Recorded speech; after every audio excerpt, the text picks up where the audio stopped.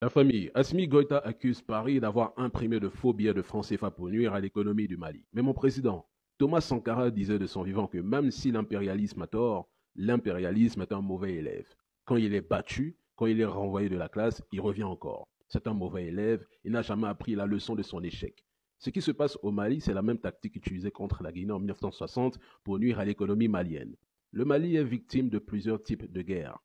La guerre terroriste, la guerre médiatique, la guerre idéologique, la guerre des ressources, la guerre psychologique et la guerre économique ou monétaire. Voici ce que le Mali subit.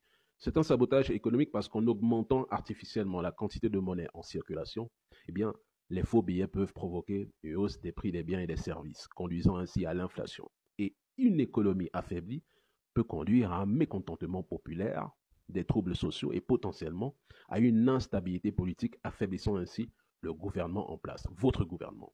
Il est question ici de vous déstabiliser politiquement.